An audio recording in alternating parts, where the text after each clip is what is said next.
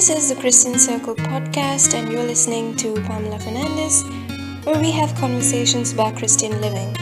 Here's the show. Welcome to a new episode of the Christian Circle podcast.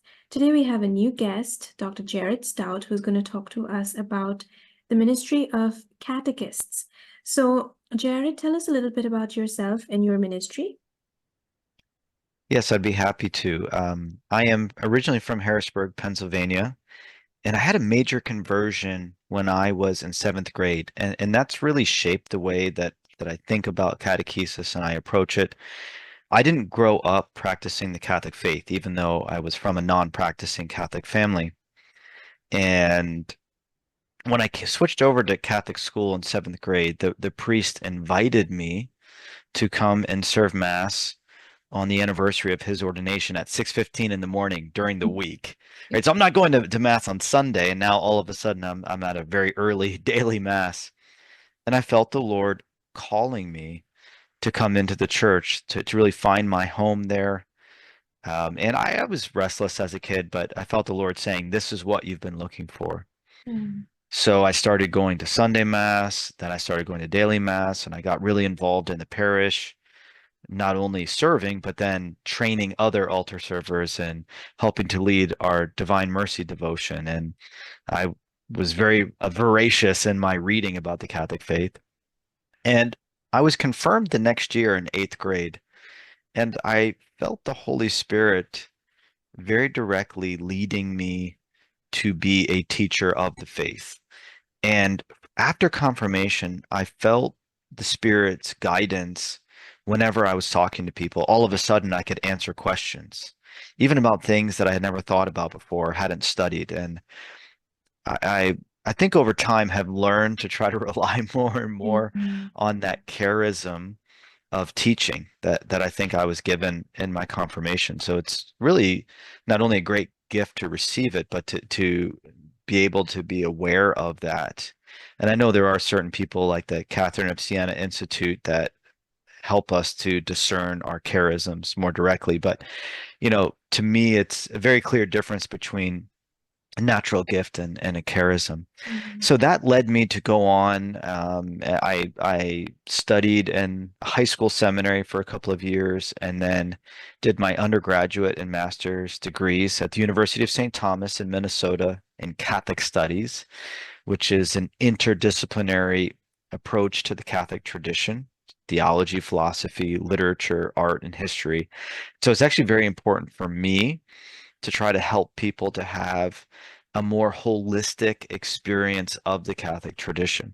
So even teaching through art, going back into church history to discover the saints and what we can learn from our past, rather than just teaching, the faith in kind of in isolation, just as abstract doctrine. I then went down to Ave Maria to get my doctorate in systematic theology. I studied the virtue of religion in St. Thomas Aquinas. But both when I was getting my master's degree and doctorate, I was involved in parish catechesis. And so I've always tried to approach theology in a way that's at service to the broader church, that it's not just scholarship, but that it's always geared towards trying to draw people into an encounter with God. And so I've been able to do that in my career and ministry in a number of ways. My first full-time job after finishing my doctorate was at the Augustine Institute, which was based in Denver at that time. It's moved to St. Louis since, but and what I loved about teaching at the Augustine Institute is that it was so focused on new evangelization. And so it fit this kind of blending of theology and catechesis very well. I actually was a professor of catechesis when I went to the Augustine Institute. So teaching the whole history of catechesis and different methods and principles and teaching leadership and things like that. And then I went up to the University of Mary in North Dakota for 2 years to be the director of their Catholic Studies program, and even helped to get a youth ministry and catechetics minor going when I was up at the university. And then I came back to Colorado to work for the Archdiocese of Denver. And so I worked in the catechetics office there. And one of the things that I did was work on restored order confirmation, So moving confirmation to before First Communion, which is traditionally where it's been throughout the church's history, that the Eucharist is meant to be the culmination of our initiation as our union with God. And one of the things that was very important to me working in catechesis for the Archdiocese of Denver was trying to approach things a little bit differently because I think so many of us have the experience of people falling away from the faith. Mm. And so catechesis isn't really working very well in many cases. And I was trying to help parishes kind of come to grips with that. And then there are things that we've discovered work, and maybe that's something we can talk more about. What works in catechesis? So I was really trying to bring that to parishes. But then I switched over to Catholic education and was in charge of teacher formation in the Archdiocese of Denver and helping kind of renew the curriculum, principal formation, future principal formation, assessing the Catholic identity of our schools. These are some of the things that I worked on there. And then for the last 2.5 years, I've been working for Exodus 90, which is a men's ministry. And so I've been focused a lot on men's formation, but helping men to rediscover their own role as leaders of the faith within families and society. And I think that's something that's really been lacking in the church. So I've had a lot of wonderful experiences in the service of catechesis and theology in the church, and I'm happy to bring that experience to our conversation today. I suppose it's just from a personal perspective, it's important to say that I'm married with 6 children, so I have a lot of experience in the trenches in that sense as well as actually try to live this out with my family. Yeah. So you're actually very qualified to have written your book and your experience of catechesis, not just from a personal view, but also professionally. You've been involved with catechism for a while. And I did find your book. That's how I found you, to be honest. Your book on Responding to God's Invitation, a guide for parents and catechists in religious education. So for those people who are not aware, that teaching is also a gift. It's a charism. What is the ministry of catechists, and why Mhm. is it so important in our church, especially at a time like this? Yes, well, just a few distinctions first is that catechesis is helping others to deepen their faith through Mm, instruction and mentorship. And the ministry of catechist is doing that in an official capacity, like at a parish or diocesan level. mm, But catechesis, even in the title of the booklet that you mentioned, Responding to God's Invitation, what I'm trying to do there is to show parents that, I mean, they are catechists, right? Even if they don't have the ministry of being a catechist, officially speaking. mm, And even if, they don't have a charism to teach, nonetheless, we know this has been studied many times, and I often refer to the sociological studies of Christian Smith, who's a Catholic convert and a sociology professor at Notre Dame. He and very many others have said that parents, by far, have the most mm, influence on the faith life of their children. mm, And that's, even if they don't do anything, well, that's an influence. It might not be a good influence, right? But that's an mm, influence. So in general, the ministry of catechesis is assisting people who have had some experience of faith and conversion to go deeper. So the origins of it, like let's say in the ancient world, we had the baptismal catechumenate that emerged as the church's first, official way of teaching the faith. And so generally someone would encounter Christians in the world and they would see something that really attracted them. And there would be that personal, mentorship or, personal encounter that the Christian would then bring this person who was an inquirer to the church, and they would start asking questions. And so catechists would really accompany those who come and they're asking questions. If they were serious, right, they had some kind of spark of faith, they would then be accepted as catechumens, right? But there would have to be, like I said, a certain level of seriousness and even initial conversion before someone would become a catechumen. Once you're a catechumen, I think there's a lot of misunderstanding about this today. You're actually a member of the church. Mm. You're not a fully initiated member, right? But a catechumen actually even has some standing within the church. And so the catechumenate in the ancient world would last for years. I think on average about 3 years. Mm. And the role of the catechist would be to guide, mentor, and teach the catechumens through this 3-year process of preparing for baptism and the sacraments. Okay, now that's the foundation. Mm. But if we look today, because we have infant baptism, and there's different places you can see this in the church's teaching, that role of deepening is something that has to be spread out over years. And where do we see it, most fully today? Mm. Well, baptized children are preparing to receive the sacraments of confirmation and their first communion. I know, like I said, a lot of times today we're kind of mixing up that order. That's about, Yeah. a little bit more than 100 years old when things got flip-flopped. But nonetheless, that's catechesis proper, right? If you look back through the church's history, catechesis is really this instruction and formation, not just instruction, but the formation too, of helping people to receive their sacraments. And Pope Francis actually called for a catechumenate for marriage Mm. because, like I said, properly speaking, that's what catechesis does, right? Help people who have some spark of faith and conversion Mm. to prepare to receive the sacraments, to draw them more deeply into the life of the church. Mm. Okay, now that said, John Paul II, for instance, would say that there's a broader meaning of catechesis, and this has come into there's 3 different general directories of catechesis that have been written since the Second Vatican Council. They also say that anytime we are helping people to understand and live their faith more deeply, that's catechesis in a broad sense, Mm.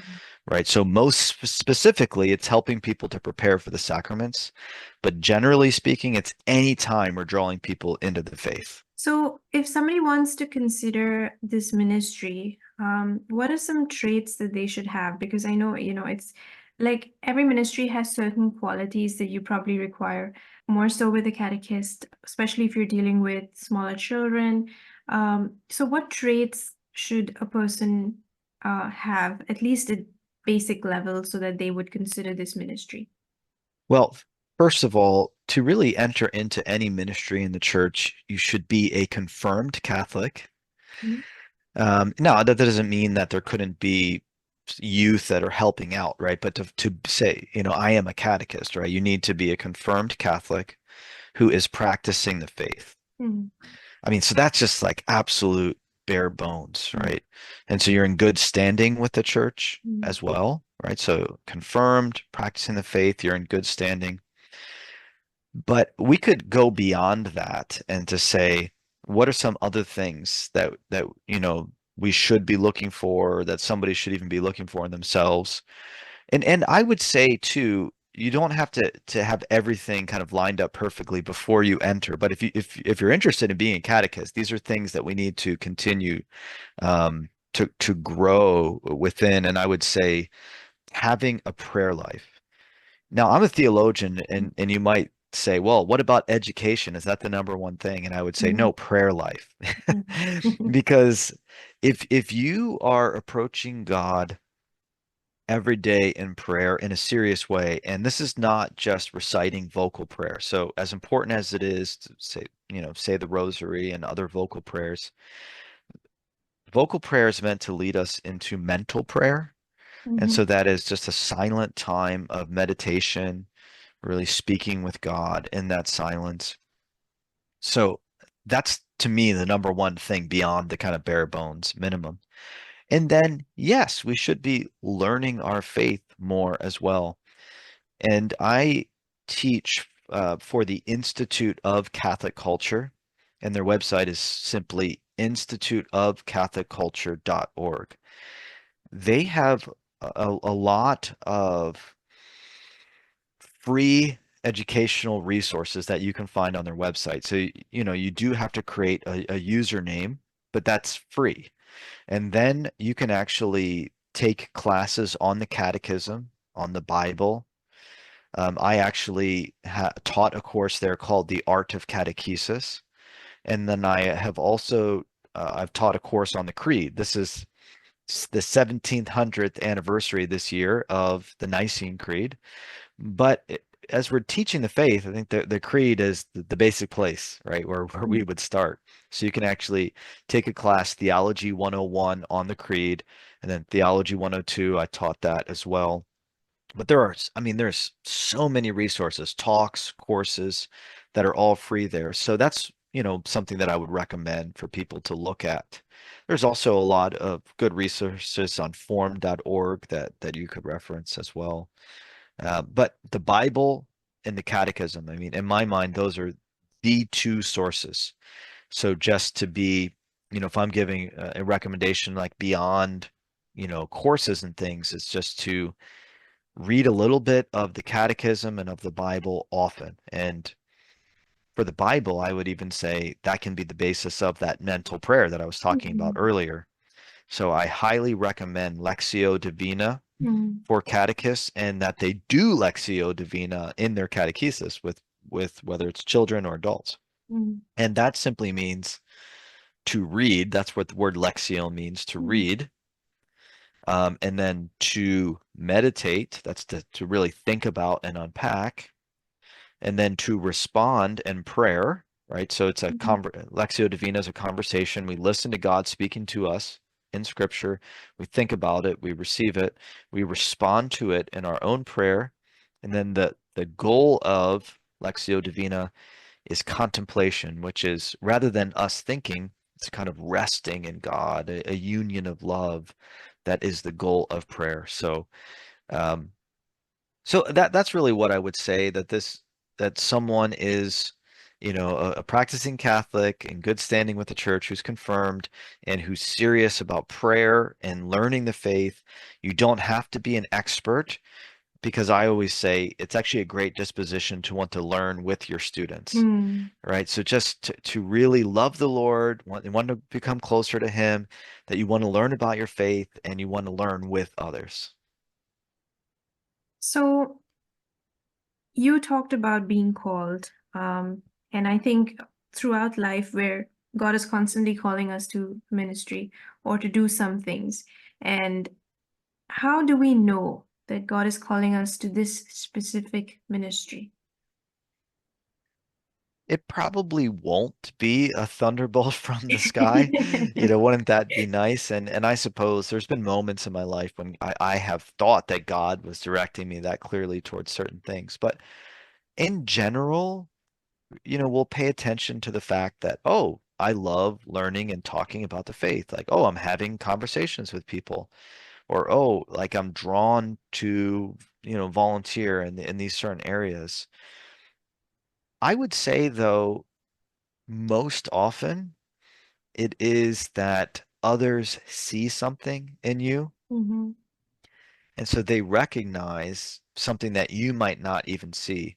And so whether it's the priest or the director of religious education, the DRE, they mhm, might say, "Hey, Sue, Mike, whatever, will you, help us out in RCIA this year? Would you be willing to teach the fourth graders?"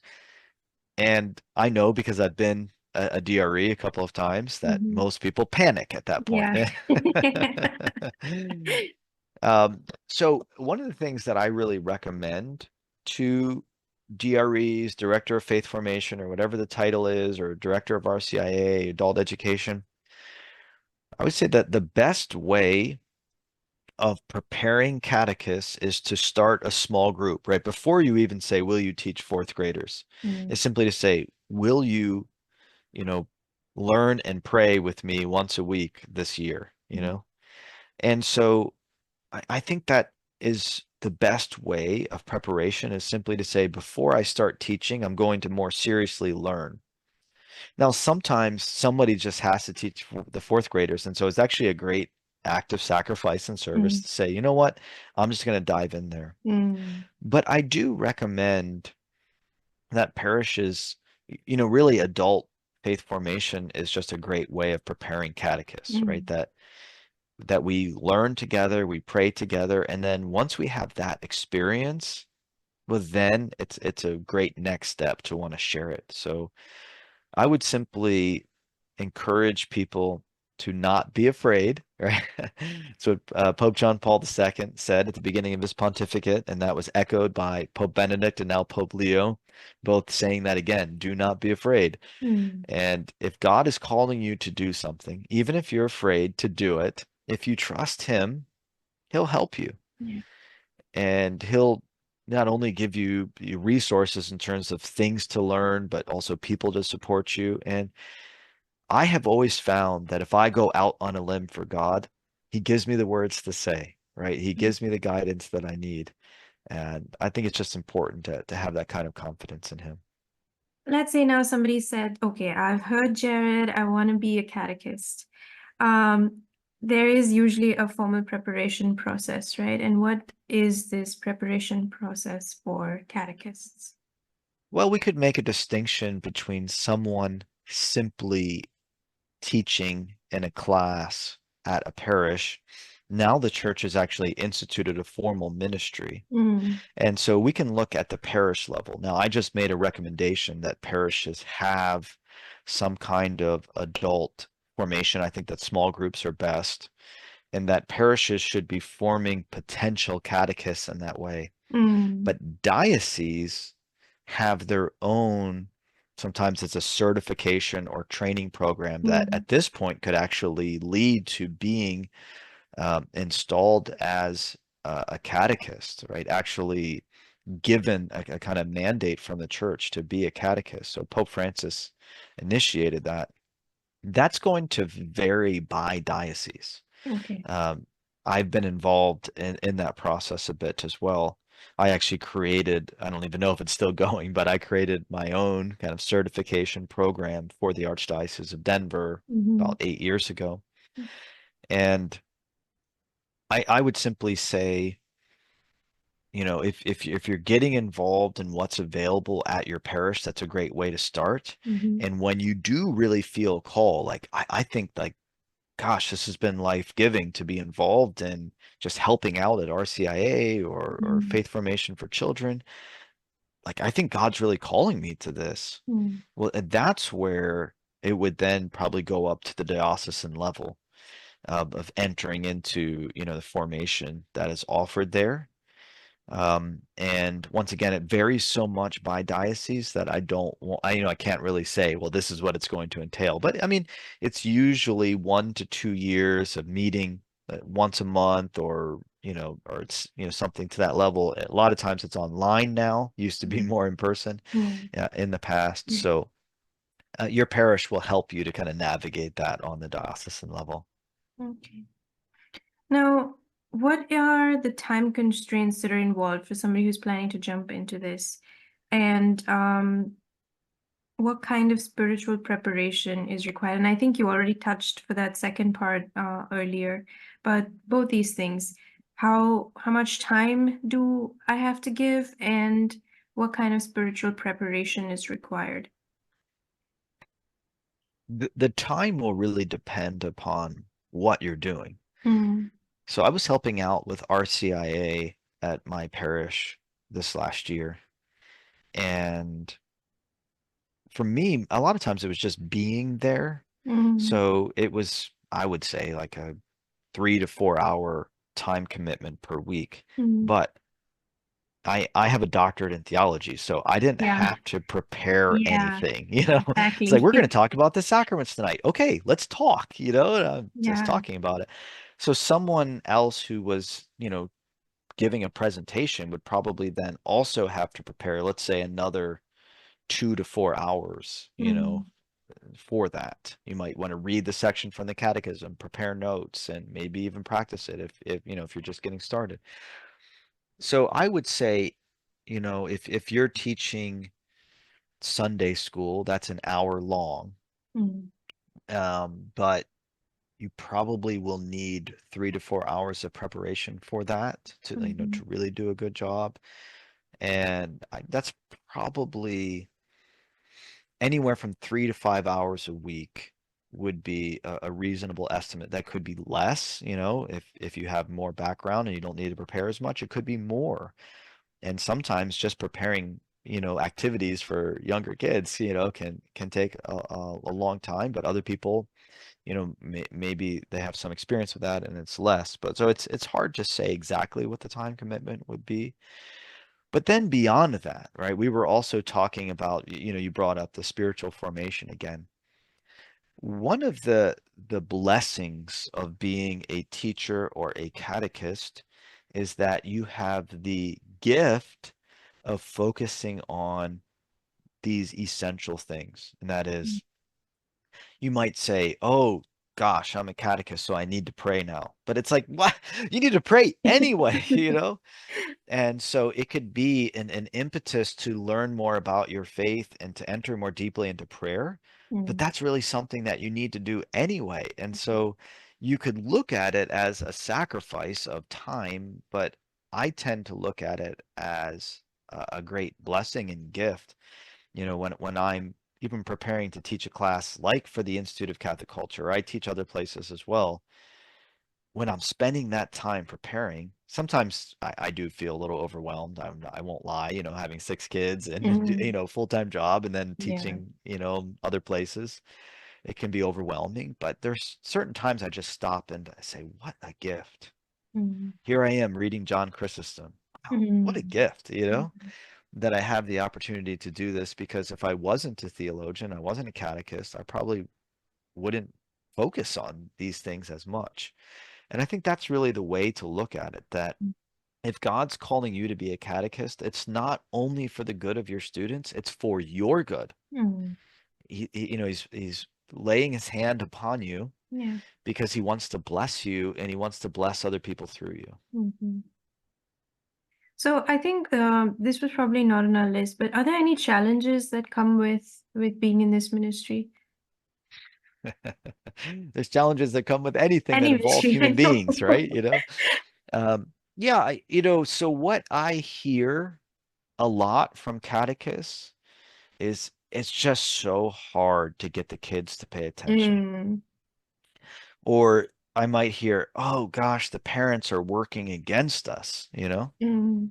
Or, oh, people aren't coming because they're going to baseball practice Yeah. instead. Or Yeah. I hate to say it, but sometimes I just want to teach the faith, but the DRE has an agenda, and it's focused on other things. Yeah. Or the pastor doesn't support us, or the pastor's working against us. I Mm. have heard these things. Yeah.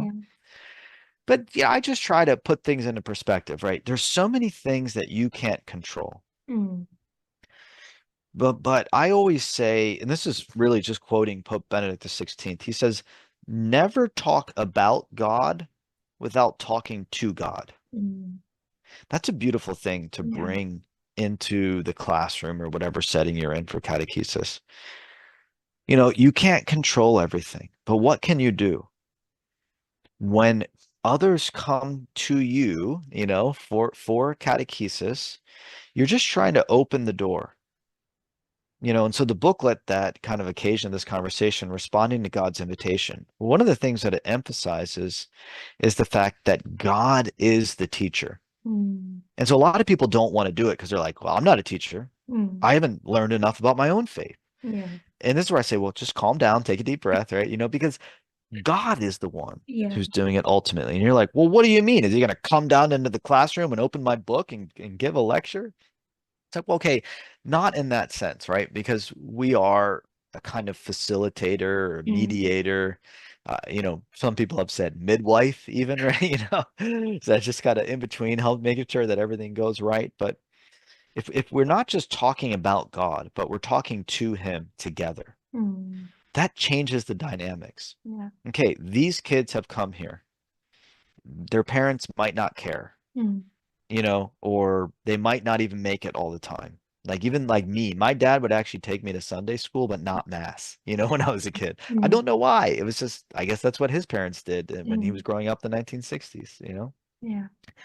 And so, but there were times when things did really impact me deeply. Mm. And so I would simply say, we can't cram all the information that we want into their heads, right? And that a lot of times information just bounces off of them. But we can cut through a lot of the challenges by simply looking to the Lord together Mm. and to say, okay, today we're talking about who Jesus is. Mm. And we're going to talk just a little bit about, what does it mean that Jesus is one person with two natures? I mean, wow. I mean, that's actually coming straight out of the Nicene Creed, Mm. 1700 years ago, right? Mm. Okay.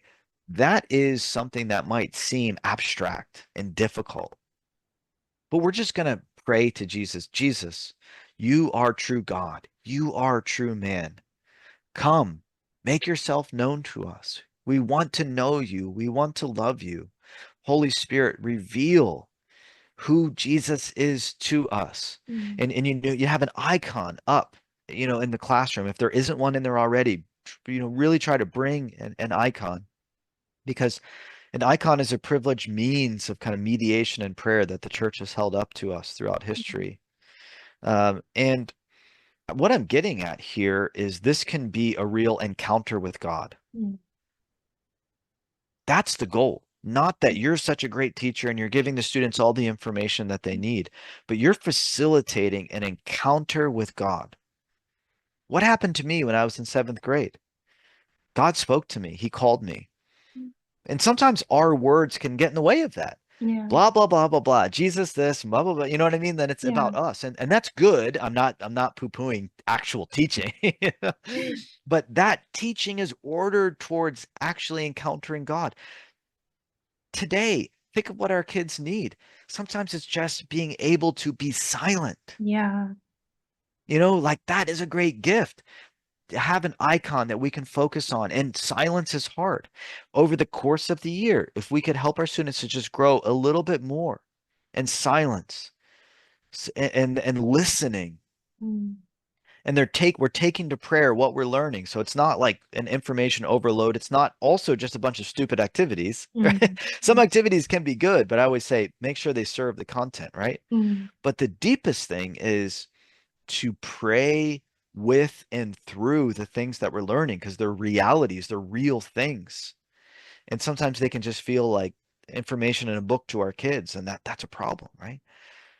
So if we can lead them and guide them in prayer, just in very simple ways, because we don't want it to be complicated, just simple. We're looking at Jesus. We're loving him as we look. We're listening as we look and love.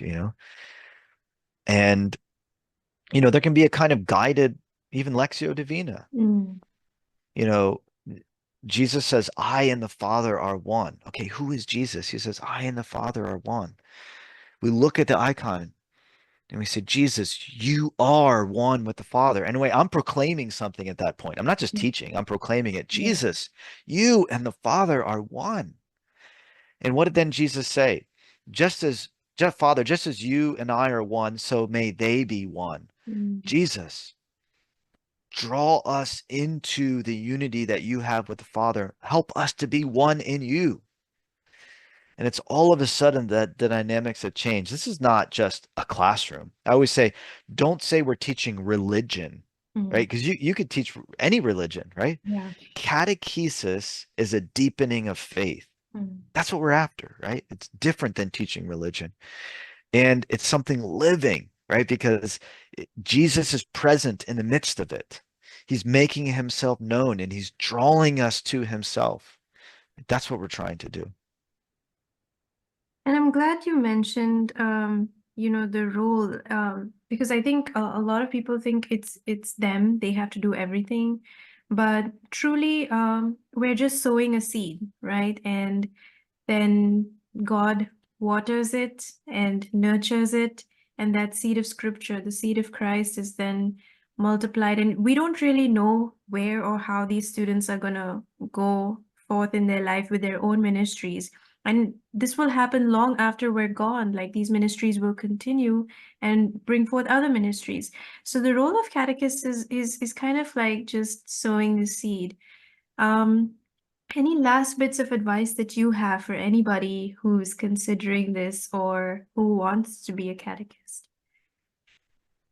Yes, just commenting on, the sowing of the seeds, it is very true. Sometimes we say that to ourselves almost as like a reassurance. Well, I'm planting seeds and hopefully sometime at some Mhm. point something good will come of it. And that's true. I have heard many stories of that, years later. But I just want to encourage people that let's not hold back either. Just to say, Mhm. well, I can't do very much, or Yeah, to have all the excuses come up and to say preschoolers can meet Christ. yeah, yeah. And when you even look at priests, say today, when did they experience their vocation? It's really 9 to 11. Mhm. I think 11 is the average age, right? Mhm. Of priests discovering their vocation. Too often we dumb things down. Yeah. We're like, well, the kids aren't capable of it. Well, who says? Mhm. I mean, it's beautiful that there's actually a bunch of saints emerging now who were very young. And Yeah. I love the children of Fatima. That's a great example. Mm. Francisco and Jacinta, 9 and 11, you know, um, when they had their call and they died shortly after that. So children are capable of a lot. And Mm. it's not like highfalutin theology, but just actually talking about God and meeting Him. They're Mm. capable of that. Yeah. Let's not think that they're not. So I think all I would say is that principle holds true in general. I would say what I have seen in the growth of catechesis is that, yes, things were dumbed down for kind of decades, right? Mm. But then what I saw is people reacted with a lot of like doctrinal assertiveness and apologetics, and those things are good. But you can't really argue people into the faith. Yeah. I mean, maybe it happens occasionally. I actually had a friend who was very intellectually astute, right? And he wanted to argue about things, and that was great. But actually, prayer is the thing that convinced him in the end anyway, you know? And so I would just encourage people to really trust the power of God. We're sowing seeds, right? And God's watering, but He wants those seeds, to sprout. And He Yeah. can do it in actually just praying for the people that you're working with, praying and maybe offering even small sacrifices for them. But if you're a catechist, consider fasting on Friday for the Mm. people that you're catechizing. You would be surprised what that could do. Remember them in the rosary, Mm. pray for them if during, your mental prayer. And this can really sow seeds um, in a more powerful way than just teaching. It's the combination, right? Because there actually does have to be that proclamation. And the book that we were discussing, Responding to God's Invitation, you can find it on my website, a link to it at least, buildingcatholicculture.com Mm. is my website. You can see different books that I've written there because I have a book on Catholic education called Words Made Flesh: The Sacramental Mission of Catholic Education. That has a lot of information for catechesis as well in there. But um, I think as we're approaching this work, we should have confidence that God can make things happen, that He wants to make things happen, and that we're just doing our part. We're trusting Him.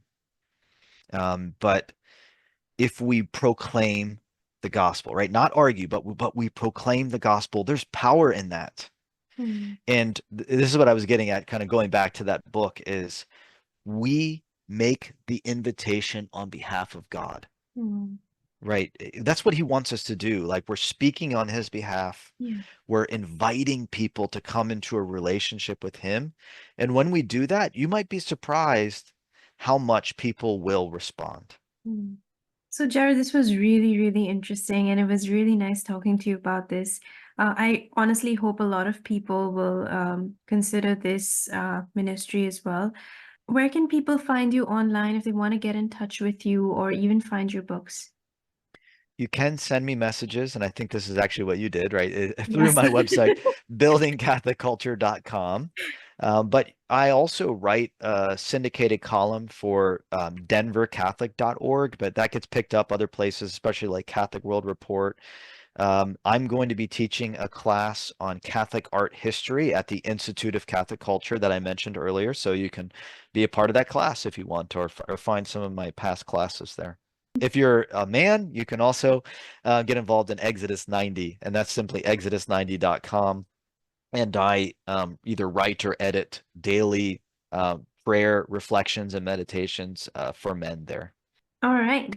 Thank you so much, Jared. And I wish you and your ministry all the very best. Thank you very much.